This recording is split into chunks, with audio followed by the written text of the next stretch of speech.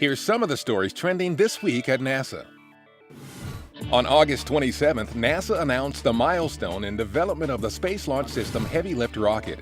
The completion of a rigorous review known as Key Decision Point C, or KDP-C, means NASA can transition from formulation to development of the rocket that will send humans beyond Earth orbit and on to Mars.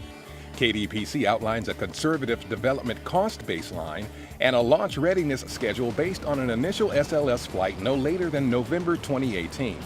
This marks the country's first commitment to building an exploration-class launch vehicle since the Space Shuttle Program. Marshall Space Flight Center manages development of the SLS. Among the recent activities by engineers there was a hot fire test of a 3D printed rocket engine injector, a highly complex part that sends propellant into the engine.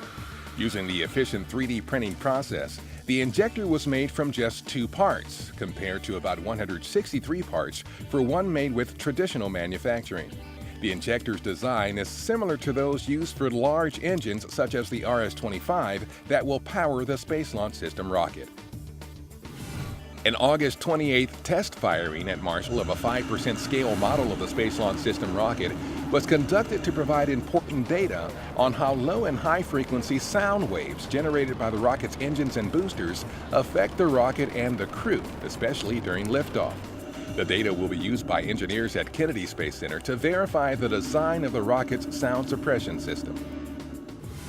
The Boeing-built composite cryogenic fuel tank at Marshall, one of the largest ever manufactured, recently completed a complex series of structural, temperature, and pressure tests, bringing the aerospace industry a step closer to designing, building, and using lightweight composite tanks on rockets.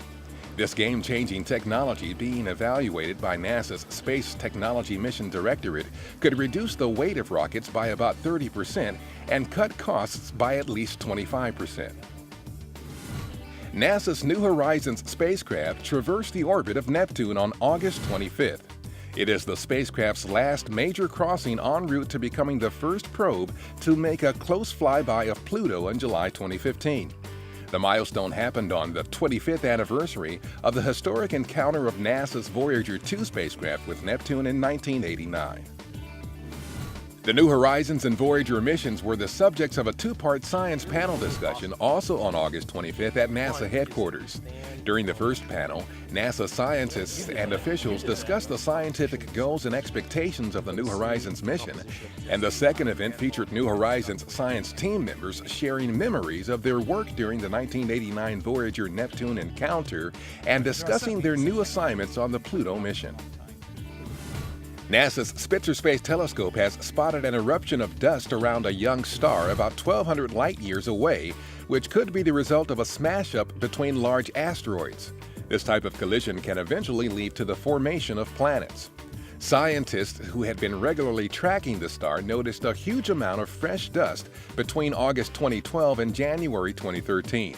While the suspected aftermaths of asteroid collisions have been observed by Spitzer before, this is the first time data has been collected before and after a planetary system smash-up.